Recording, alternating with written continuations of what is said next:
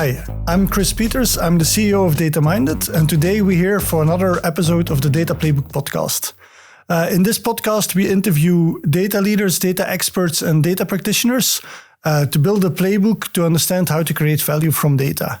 And today I have a very special guest with me, Jean-Michel Begon. Welcome. Thank you. Thank you for having me. Thank you for coming all the way over here, because I learned that you drove like 2 hours to get here. Yeah. So I really appreciate sure. the effort that you made there. For the audience, can you quickly introduce yourself? Where do you work? What is your role? Yes, indeed. So I studied, first geography and computer science, and I did a PhD in machine learning. Oh. I joined Luminus in 2022. I've been there since, and I'm now a senior machine learning engineer at Luminus. And I work as a senior machine learning engineer. I'm creating model and putting them in production, machine learning models. All right, cool. So you've been there since 2022. For people who don't do machine learning day to day, what does that look like? When you say you're creating models, can you give an example of a model that you've created? Yes.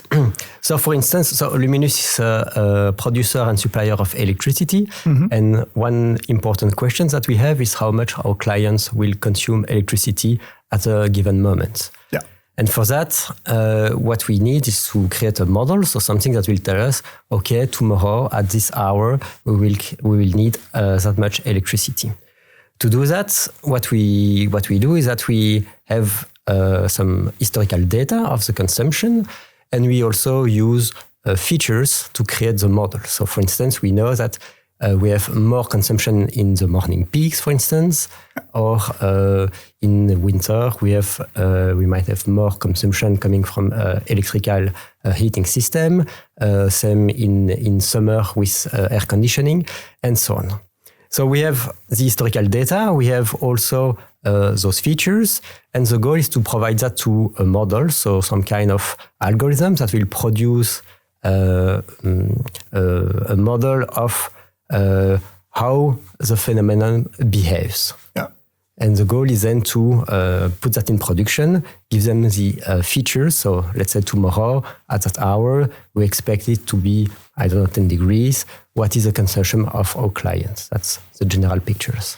And when you do that forecasting, so you predict per hour, that is, I predict this hour there will be so many megawatt hours of energy being consumed. Is that over the entire grid, or do you do localized models as well? How does it work? So that really depends on what we are trying to forecast. In this use case, we are interested mostly at the full portfolio level, but we can also look at specific sites sometimes for other use cases. All right. And when you say you have historical data, what I'm imagining is all the new digital electricity meters, they send their data, I guess, first to Fluvius, but then to you. Do you also have data from like the old analog meters, or what kind of data do you have to do the forecasting? Yes, so a bit depending on the use case exactly, we have different kinds of data. Typically, we see aggregated data coming from the DGOs. What is a DGO? So it's a grid operator. Okay, so in Flanders at least is Fluvius. I'm not sure. Yes. Yeah. Okay. In Belgium is a whole Belgium. Like Ores, Reza. Ores. Yeah. Got it. And so on. Yeah. So usually we get data from there at an aggregated level for at least our residential customers. Yeah. For specific clients, we sometimes indeed directly get some measurements from them. Yeah, where they consume a bit more energy. Yes, for instance. And can you share? Okay, once you have that forecast, what do you do with it? How do you use the forecast to create a better outcome for Luminus? Okay, so Luminus has clients, and therefore it's what's called a balanced responsible party. So it needs to make sure that at each moment we have an equilibrium between the electricity needed by your client and what we can supply. So we have assets of production that can be used to create electricity. Sometimes you also need to buy or sell extra energy to make sure that we are always at a good level. And so the forecast aims at making sure that we are prepared to meet the demand. So. And I don't know if you know the answer to this question, but now you have models, you have a team doing that. But what was it like, let's say in 2020 or 2015? Did you also have models back then, or were they less good? Or was it more an Excel-based forecasting? How did that work? No, I think, so I don't know how long it was in the past, but we have had, I think, for quite some time already some basic modeling in place. Yeah. Things like linear model, but hierarchical, so segmented, let's say per hours or things like that. That was how it started. Then we moved to already having some machine learning in place, but not really at the scale that we have today. Yeah, I can imagine. Can you take us inside such, let's say, machine learning team? So you have a team, and you told me before the podcast that team is part not of IT, but it's part of a business unit. Can you tell me a bit about who's in your team, or what kind of profiles, and which business unit do you operate, and how do you work together? Yes, indeed. So I'm part of the optimization department. So the department whose goal is to make sure that we are at the balance between our clients and our assets. In the team, really, we have one manager, we have 3 to 4 data scientists or machine learning engineers. We have 2, let's say, data engineers. We also have young graduates, so there is a program for also people coming directly from the university. We tend to do a bit of everything ourselves, so we create the data pipelines to operating the model and dispatching the data where it's needed, a bit also on dashboarding side as well. Yes, that's general things. And we are, as a business team, we are very close to the business, so we understand the needs quite well. We are separated from IT, so there is also an IT department. And for instance, the IT department is managing the platform on which we operate. So they are providing a lot of good abstractions, but really creating the model, putting them into production, running them, that's our job. Yeah. And so a fully loaded team for you is a manager, if I understood correctly, 3-4 scientists, 2 engineers. There's no analysts in your group? No, as I said, we handle everything ourselves. So how we work is that we follow what's called the data science lifecycle that goes through several stages like ideation, experimentation, industrialisation, operation, let's say. In the ideation phase, the goal is to decide what would be the project, what we are trying to model, what would be a good outcome, what kind of metrics we need to follow, what kind of data we can use, and so on. So that's really a bit of the goal of the analyst in general. Yes. And that's something we do as well. And then that ideation phase, so it's you, the scientists, who do that, I guess, together with people in the business unit, but outside of your team, or how do you do that ideation? Yes, indeed. It's really people from the same department then, since we are a business team, but indeed from other teams within the department that have some needs for modeling. And then we discuss together, and the goal is to come up with a plan to create a model for a given use case. And do you ever decide... I guess not every idea they come up with is great. So, but I don't know. How do you decide, like, this idea is worth pursuing and this idea, let's not spend time on it? It's always a debate between the manpower that we have, the complexity of the task, and what we can hope to gain in the end. Assessing that part is always a bit tricky, of course. But it's really a discussion of saying, okay, where should we spend our effort to bring the most value in the end for our department? Yeah, and is there in the end your manager who makes the final decision, or is it who decides how do you prioritize use cases? It's really a discussion. There is no. I think we converge to a conclusion based on really where we see the most value given the time we have. So after the discussion, it's quite obvious that this use case is probably more high value than the other, and that gets prioritized then. Yeah. Yes, indeed. We also have some inputs from above to say, okay, maybe to this year we want to work on that aspect. Then it also gives some canvas about what we want to investigate. Like a big picture strategy, like these are the topics we want to focus on.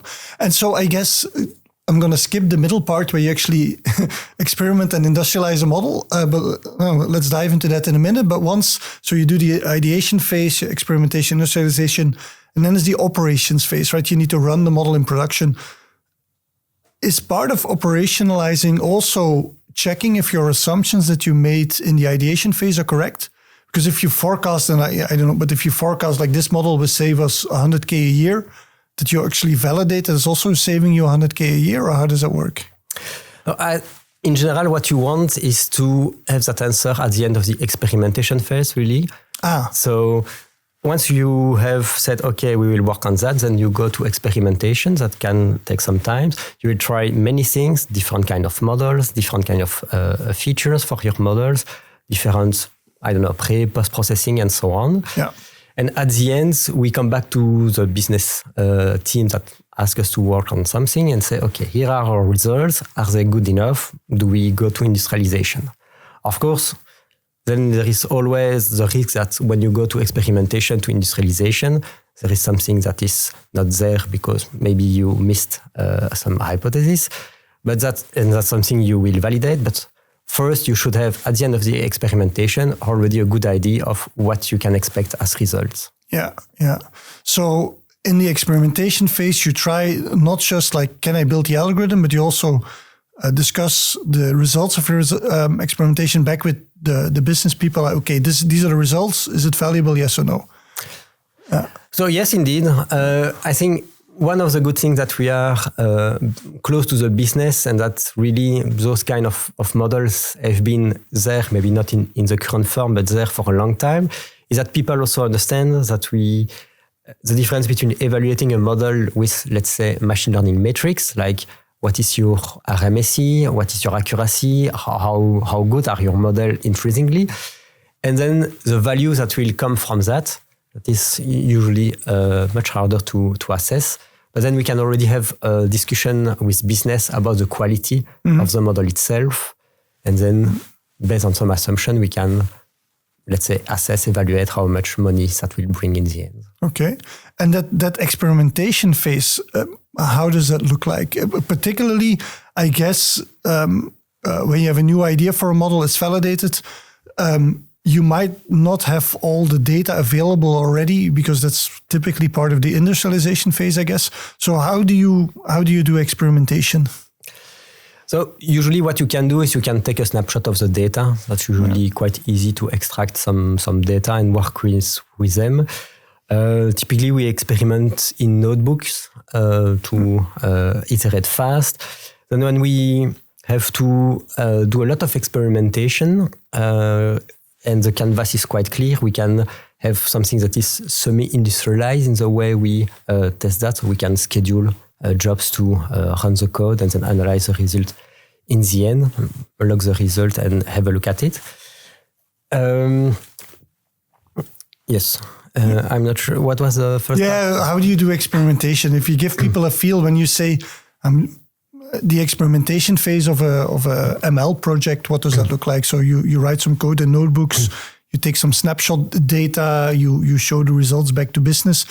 I guess you make some graphs, maybe some presentations in the end, some PowerPoint slides, or I don't know if that's part of experimentation. Yes, indeed. So the outcome of the experimentation, it's quite clear in the data science lifecycle. What we want to have at the end of the experimentation phase is a clear presentation of everything. And we have a standard slide to show how the experimentation went, which hypothesis we tested, what was the protocol as well, what are the hypotheses that we made. Then we indeed usually have some tables, some graph. We also look usually at good results when the model is working quite well and we try to say why. Also, we look at bad results and try to assess okay, why was that? Why is the model not performing as well on those days? Is it something quite, I don't know, is it a odd day and something special happened then there? Or that's not the case? And then it's also part of whether we are confident enough to put the model in production or not. Yeah. And I guess sometimes the outcome of an experimentation is, and by the way, I like the fact that you have a standardized presentation template. Say, I want to see this and this and this, because that makes it a bit more rigorous, right? That makes it a bit more scientific, if you will. But I guess at the end, ideal cases, you do a presentation where most slides are green and you can move to the industrialization phase. But what if, can it also happen that you say, yeah, this is the result of my experiments and the next step is to do more experiments? Or how do you decide even how long to experiment for? Yeah, that's a very good point and quite difficult in practice. I think we tend to allocate some time and say, okay, we would like to have the result by that time so that we can have a discussion. We tend to be quite flexible with a deadline, also because we have not only that experimentation to perform, but things to do in parallel. But once the computer is working, then you can do something else in the same time. So usually it's work well. Typically, we say to the business when we are really ready, and we have some internal rounds also in the team where we first present the results, and then we can say, okay, we think it's good enough or no, but we can try this as well. We start usually with a brainstorming within our team to say, okay, this is a problem. What should we try? And then when we have a first set of results, usually it gives you idea of things to test, new things to test, or maybe things you should not test because you already know that it will not work. Yeah. So we can usually iterate, and that's where having a team and being able to discuss that together also brings a lot of value. But so you time box your experiment phase, but you're a bit flexible on the boundaries of, and is that then like, how long is a typical experiment phase? Is that like a day, a week, a month? I would say a month generally. It's what's more the order of magnitude. Sometimes it can be a bit faster. It's also, we say a month, but then we don't do experimentation full time since we also have other things to do. But we say, a month is... Yeah, in calendar time it's a month, but maybe in actual work it's 2 weeks or something. Yeah, something like that. Okay, and then, so the outcome is a presentation where you validate a bunch of assumptions, you check if there is business value. Imagine we go on to the industrialization phase. Do you then reuse the code that you built in experimentation? Or do you start from scratch? I would say it depends a bit. Sometimes if we want to orchestrate already some of the experimentation, and especially if we start from already an existing use case, then we already have some code. It's kind of easy then to adapt and test new models in that framework. Then it makes sense to do it like that. So to really have a code almost production ready when you experiment. Usually you need to still do a bit of cleaning. But let's say it's already in the same general idea.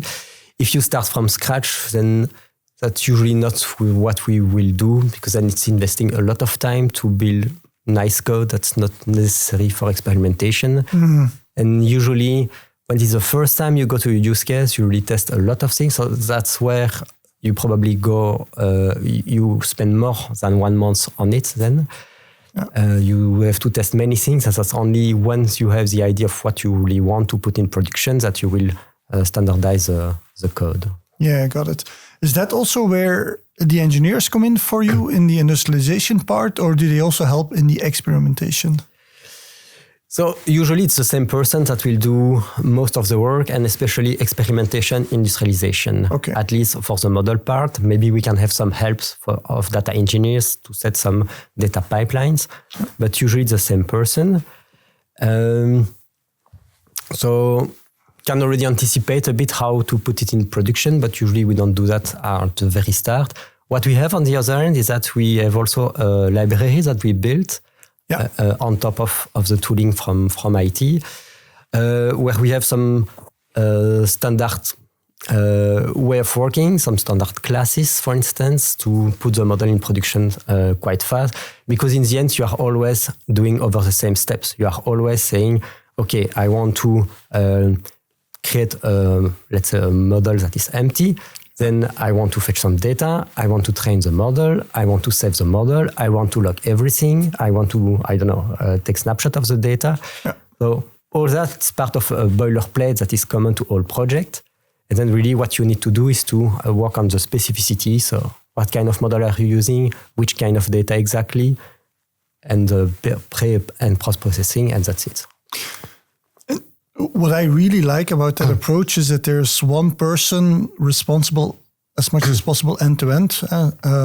Is part of the ideation, experimentation, implementation, and I guess we're going to come to operationalization as well. Other people would argue, well, but then you're not using your data scientists or your machine learning engineers effectively because they are very good at building and training and creating the models. Shouldn't we have an analyst to do the ideation, then a data scientist to do the model, and then an engineer to do the industrialization? I think what is important is that we have relatively... those are not very large projects. So they are manageable by one person, and usually that's the most effective way to do it. One person that will do everything, so that he knows everything. He asks the questions to the business at the beginning. He knows the answer when they will be relevant. Yeah. He knows how everything is done. I think that's really how to get the most value in that case. Mm-hmm. We sometimes have helps from IT for the data engineering part, for instance. Mm-hmm. Not always, but it has happened quite a lot. And that's part that can be delegated. For larger project, I think then having a business analyst makes sense. But in our case, we spend some time in the beginning, once again, to have something quite standard for our intakes or for the ideation phase, what we need to ask to business. Then we follow that. And maybe a very deep down question, but I'm curious because that's often a discussion at other clients we see. Do you also do your own data ingestion, or if you need a new data source, you need to ask IT to ingest it for you? No, data ingestion can be part of the things that we do. Okay.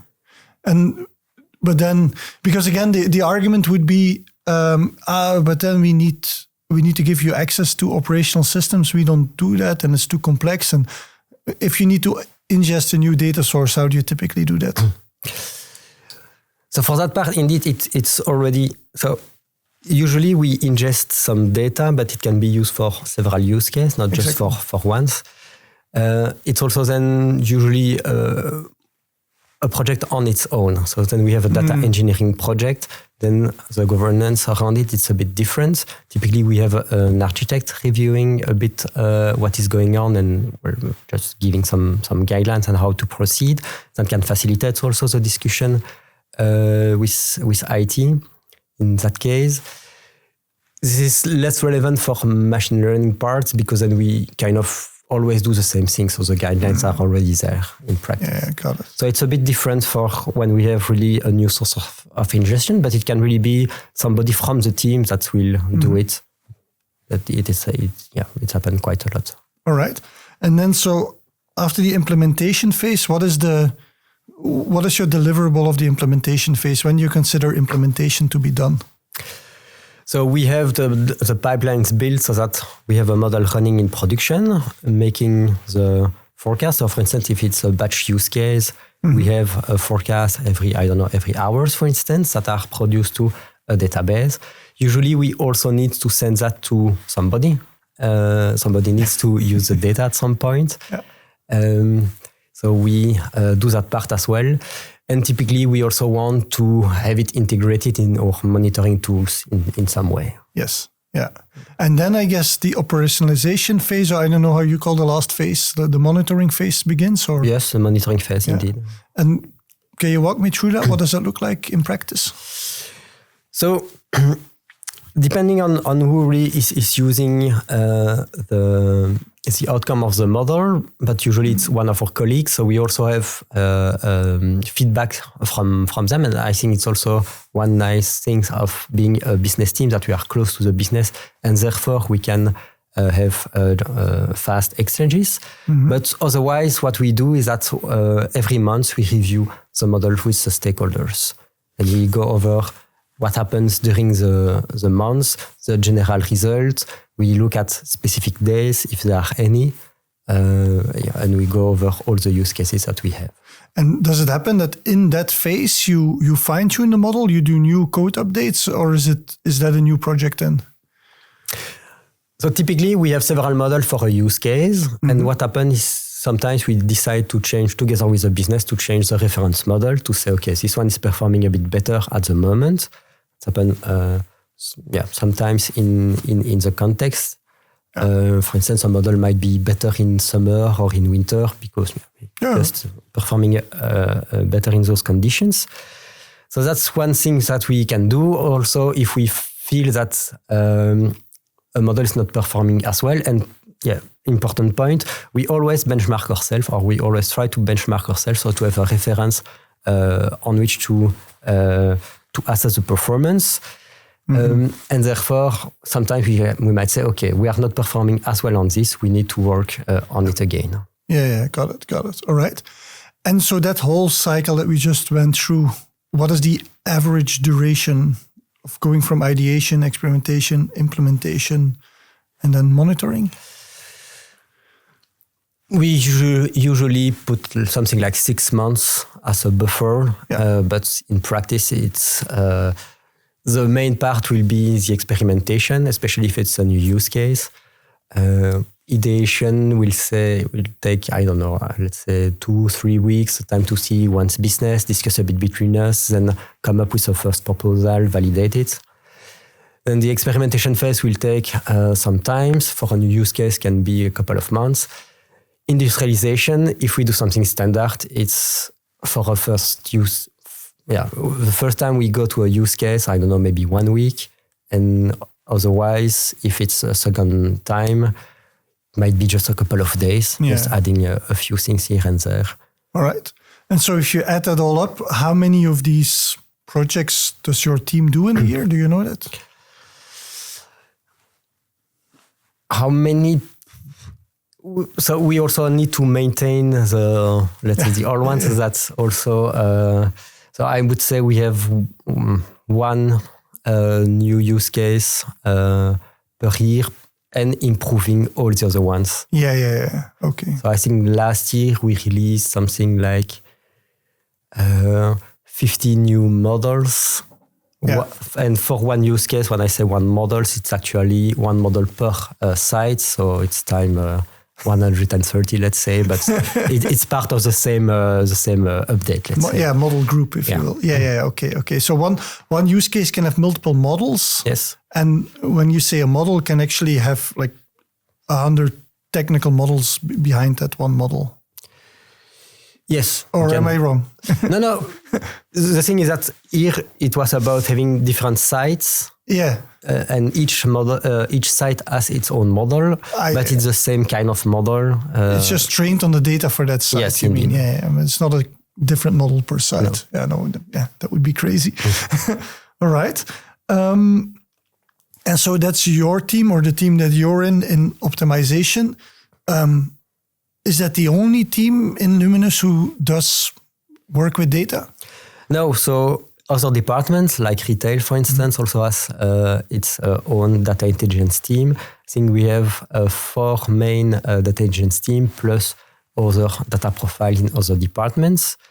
And what is nice at Luminus is that we also have a space where we can interact, which is a community of practice, where we can present something that we do, ask for feedback on something, sometimes just get together, have a coffee, things like that. And it also creates a bit of emulation around the data topics. So you share knowledge in that community of practice with the other data teams, but you don't, I'll ask you this question. Do you also share code or slides or best practices, or is it just the one day in a month that you come together? No, we also try to share code and best practices. So Luminus started 2 years ago, a bit more than 2 years ago, the Kairos program, which was about bringing AI everywhere at Luminus. And in part of this program, the community of practice existed before that, but it was reinforced, let's say. Yeah. And there we also had things like news sharing about what happened in the data world at large, tips, some, let's say, showcase of a specific library, for instance. So topics can be very varied about what we do in those. The goal is really to actually connect people. I think it's also a good time to meet the people, see what people are working on, and that's important as well. So sometimes you see that people are struggling for something that you have some knowledge, or the other way around, you are struggling on something and they can bring some help. That's nice. And then, just discuss at large what is going on inside and outside. And don't you ever have the feeling like, ooh, what that team is doing is really cool. I would want to like be in that team for 6 months or in that team for 3 months, or you're like, no, I'm focused on our own department. What my team is doing is very cool. So no, but actually others are also doing nice things. But since we are a business team, mobility is not straightforward. It would be really like changing a role. We don't really have a way to go for, let's say, 6 months into another team. We are on different payrolls, so it's a bit harder then. But there is this idea that's coming that we could have people from another department looking at a specific use case and being part of really, let's say, the discussion about the experimentation and so on. So already what we do within our team to, let's say, have that also cross-department. Yeah, got it. So can I see it as a bit of a, I don't know what the word is, but an outplacement or something that someone from another department joins your team for a bit to learn and to work and then brings that learnings back to his team, or is that not what you meant? No, it's more like having an advisory board, let's say, to review, a bit more like, I don't know, following a master thesis, for instance, and having some touch point where we can discuss. Yeah, but not operational hands-on working together, but it's more being an advisory board to discuss findings and stuff. Indeed. To do that, what we have is the Young Starter programs where we can have people doing shift and then going from one department to another and learning about it, learning about the practices in each and sometimes bringing things across. There is also this idea that we are trying to set up about the AI Academy, where the goal is to provide internal trainings to people so that they can be brought up to speed on different topics. Sometimes it's just about, let's say, Python. Sometimes it's about deep learning. Sometimes it could also be about the tools and so on. So that's something we are trying to put in place. Which kind of brings me to the question, your team, well, you're very technical team, I would say. You have machine learning engineers, other engineers, data engineers. Doesn't your business ever have a question of, I want this insight, but I don't need a model, just put it in Tableau or Power BI or Click or whatever? Do they have traditional BI use cases as well? And do they come with those use cases to your team, or how do they deal with that? That's actually another team inside the department that is responsible for the reporting part, which is usually a bit... it's a different flow basically to have that. We don't really do dashboard. Somebody from the team develop a real-time dashboard to provide some information about both things related to the market, also some of forecasts and behavior of assets. So that was really a real-time thing for, let's say, more like reporting and so on. Then it's another team that is responsible for that. But they're also part of the optimization business unit. They are also part of the optimization. Yes. So you also have, the other units also have their own BI teams then? There, I'm not sure how it is structured, but I guess indeed that they have people working on that. Okay, that's good. machine learning people don't like to work with BI tools, right? No, it's really a different paradigm. Which, I mean, also valuable, but a completely different thing, Yes, right? Valuable indeed. Okay, so we talked a lot about your interactions with business. Can you also talk a bit about your interactions with IT? Yes.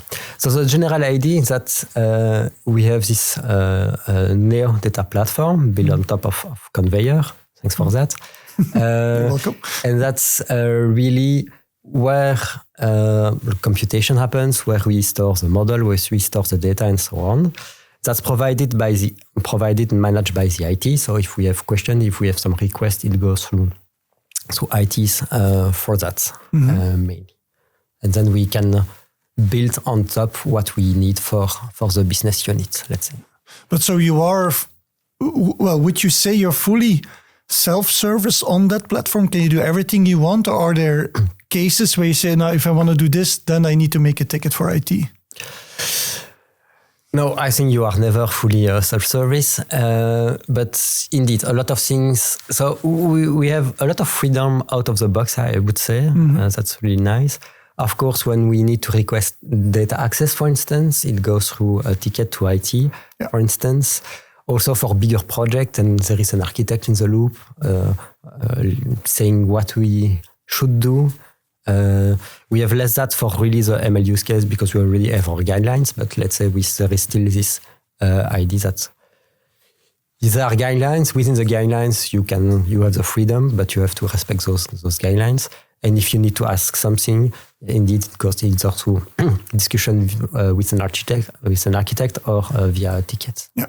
And so the tech stack that you use, well, I think I know it, but for the people listening, can you walk them through, like, what is the typical coding languages, the cloud environment, the notebook environments, the IDEs? Like, what does that look like?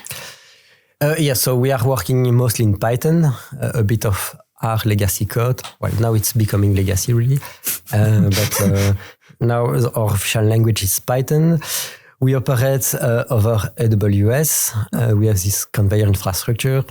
We are working with Gitbot as well. Yes, it's renamed now. Sorry? It's renamed. Yes, Ona, right? Ona, yeah. Yeah, indeed. I need to... For the people listening, what does that do for you? So it's an environment where you can start and run your code. It's similar to your dev environment. So you have the same access there. You have integrated, we are working with VS Code, so integrated IDE. It's very seamless and it starts very fast. You can customize it quite freely. It's a very nice user experience All right. to have that. Cool. Can you also talk a bit about the bottlenecks in that whole process? So we talked about collaborating with business, with IT, your tool stack, your other teams. Where do you see the whole process, is at its most difficult point where you get the most delays or you get the most pressure? Yeah, I think it's mostly where you need to interact with busy people, and that would be either the ticketing system. Usually we have a lot of delays for things that can be done quite fast. At least that's how we feel at the business side. And also when discussion needs to go through architects and they need to discuss together and so on. That's where you have a lot of latency in the process. So the moment you start depending on people outside of your team, that's when you hit. Yes, in general, I think. Yeah. But so it's not in the delivery of the models itself. No, the delivery can be quite fast. As I said, a couple of days and 3 focus days of writing the code for getting what you really need. You also mentioned that you're not a huge fan of Scrum. Can you talk a bit about that? What is Scrum? So Scrum is branded as an agile way of working. Typically, you work with cycles, like a sprint of 2 weeks, and then you have a review, you have a sprint planning, and so on.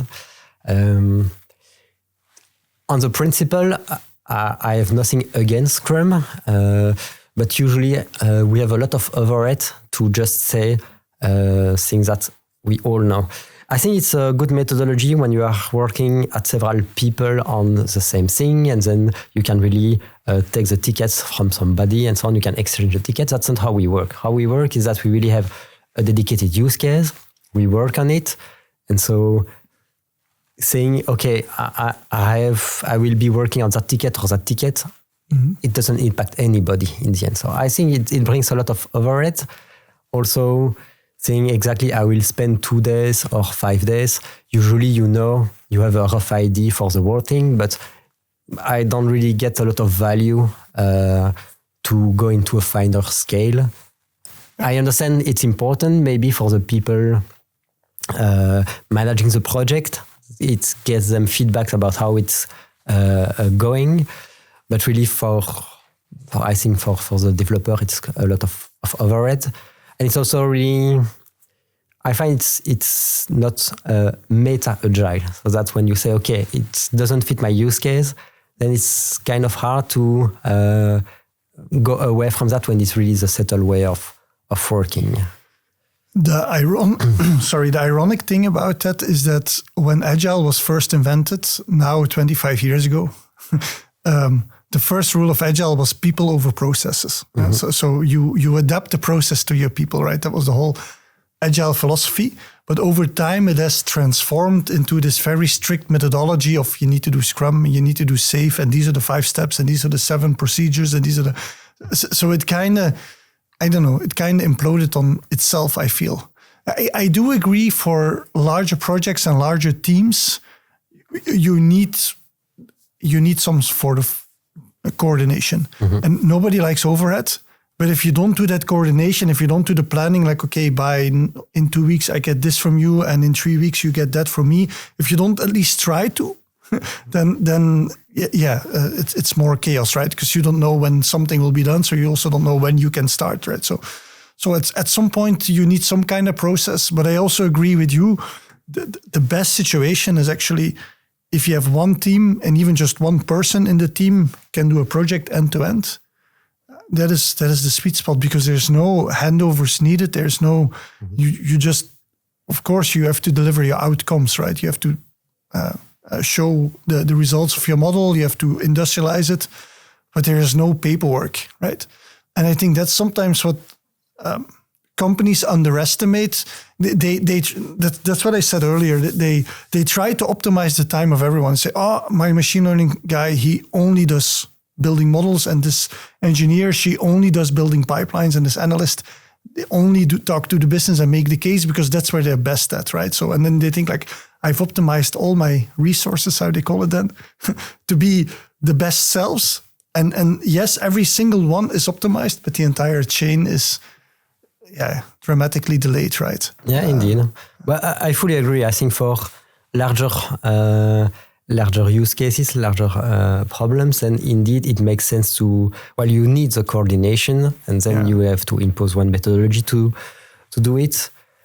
Just when you have something a bit simpler, I'm not sure it makes sense, and then you are actually the people benefiting from this, let's say, overhead or from the paperwork and so on, are not really the people that do that work. And I think that's a disconnect, let's say. Yeah, all right. We have to talk a bit about LLMs and generative AI and agentic AI, because I guess when you were doing your PhD, that was not a thing yet, I think. But now you can't get 2 conversations in data without mentioning AI, right? So I wonder how you look at it. Where do you see the benefits in AI? Where are you skeptical? How do you see this evolving? Yes.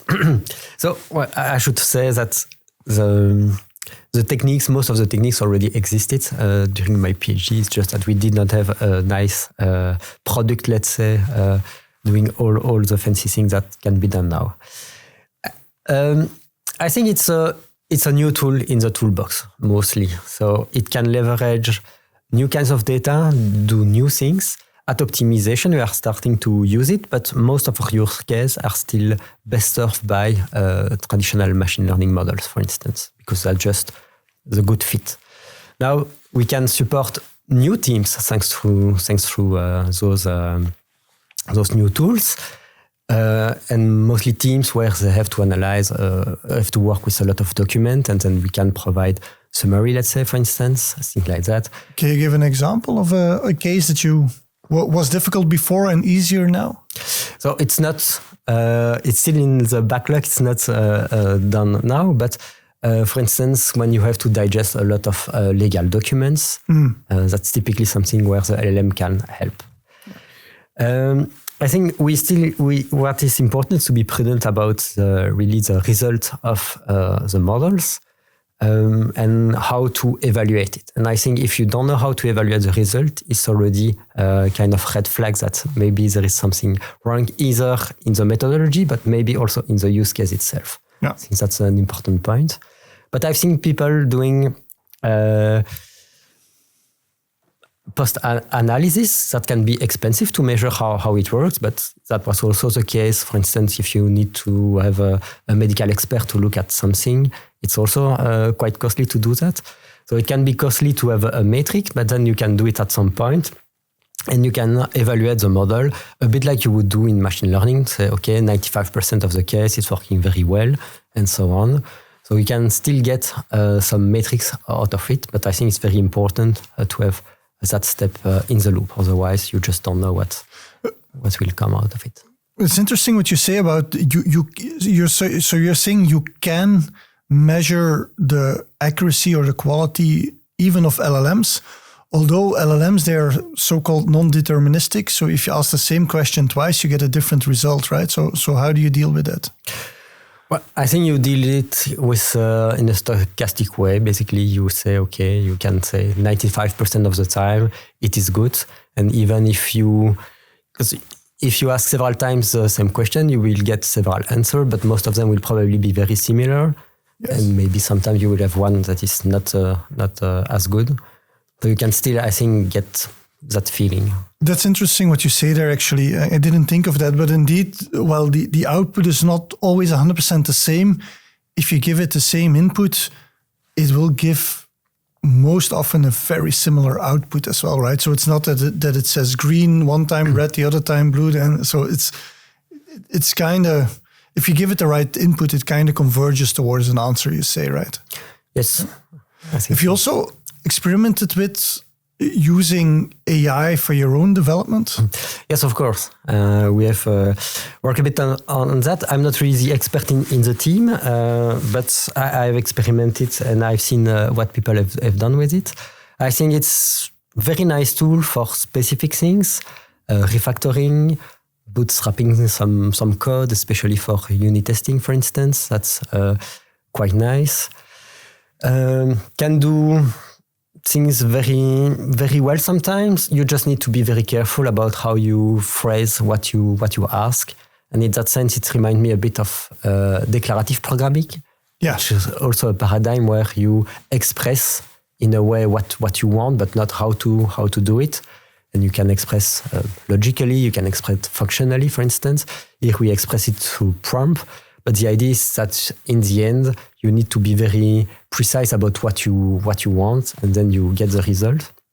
It also shifts a bit your work. Then instead of coding the things, you now have to define it very well and then be able to review it. So in some sense, it's like working a bit with a good intern, for instance, but an intern that will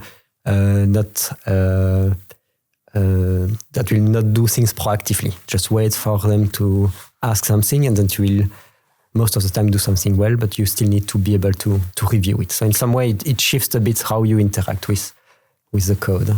Does it also scare you sometimes and think like, oh no, if this evolves a bit further, then 2 years from now, the business can create their own models and they don't need me anymore? No, I'm not really afraid, because I think it's important to be able to really formulate well what you want and to be able to review the results. So maybe a business person can create a good prompt, let's say, but then analyzing the result will be hard. And And sometimes creating really the good prompt, saying, okay, this is how I want it, it's also difficult. I think also if you want to make a POC, it's fantastic. If you want to have very nice code ready for industrialization, then it's a lot more work. So I fully agree with, I think a lot of the craft, if you will, or the engineering in using LLMs is creating the right prompt and those setting that up in the right way. You have to be very explicit about what you want or what you don't want. And I've played a bit with it myself. So background, I don't know if you, but I used to be an engineer. Right now, I'm not anymore. But I played around a bit with Cloud Code, and it's impressive what it can build. But exactly in POC mode, because I'm at a stage now in my career that I could look at code, but it's like, no, I don't do it anymore. And so when I ask Cloud Code to build something for me, well, of course it does it, and it tests and it works quite well. But then, well, someone needs to maintain that as well. Right? I mean, I can ask Cloud Code again, like upgrade the library or something, but in the end, the deliverable of Cloud Code is a bunch of code. Right? And I need to, at some point, bring that to production. I need to maintain it. I need to review it. And I'm not comfortable with that. I think managers sometimes miss that part. They think they can just talk their way through an LLM to create something for them. But then that artifact, whatever that is, someone needs to be responsible for it in production, right? And I think that's exactly what you say, like that step from POC to actually using something in production, that's a big step. Yeah. Yes, indeed. And I think, it's easy to build POCs, but it's another thing entirely to maintain it. Yeah. Yeah, and I think you guys have an advantage because what I hear from you, you already standardized a lot of the work that you're doing. And if you do that, you're already quite disciplined. And I think an LLM can help you, just follow the process we already set up. Do you see other technologies that you say, a couple of years from now, our jobs will completely change because of this or that? Honestly, not. I think there is always the human part of being able to interact, understand the problem, make a solution, think about how to maintain it, how to standardize it. And I think especially for, let's say, the human and long-term aspect, I don't think we will see something that soon that will be able to replace human for that. All right. And then maybe as a final question, if you go back in time, what is something that you wish you knew when you were doing your PhD? So something that you know now, but you didn't know when you started your career. I think it was about so during my PhD, I built new kind of learning algorithms. And you think about really the models itself. You are very focused on that. But in practice, when you go to the industry, I think it's not so much the models that's important. It's still a very important component, of course. But having good data is important. About how you will industrialize a model and maintain it, because sometimes you have very fancy, very complex models, and you are asking, okay, now I need to put it in production. Maybe sometimes you will need to revise it. How will you do that efficiently? It's also something. And then there is the human aspect as well. So say, okay, you are building something, but at some point it's for somebody who will be using it. And I think that's a very important point to make sure that you have the buy-in from the end user as well. It's not like, otherwise you are working for nothing. Say, okay, you are building the model, it's nice, but I'm not going to use it. I'm not convinced, or it's not doing exactly what I want. So I think that's also a very tricky point. All right. Thank you very much for coming on the podcast. And thanks for giving us a glimpse behind the scenes, because it's not always, how do you say, for you it's probably obvious how you work and it's natural and logical, but for a lot of teams it's not obvious to get where you guys are today. So you work in business teams, you work very much stream aligned, or you work end to end. You work with one person trying to do as much as possible. You build multiple models. You're very disciplined in how you build your models with the different steps and stuff. So It's nice to see what you guys are building, and I wish you the best in the future. Thank you, and thanks for having me. All right.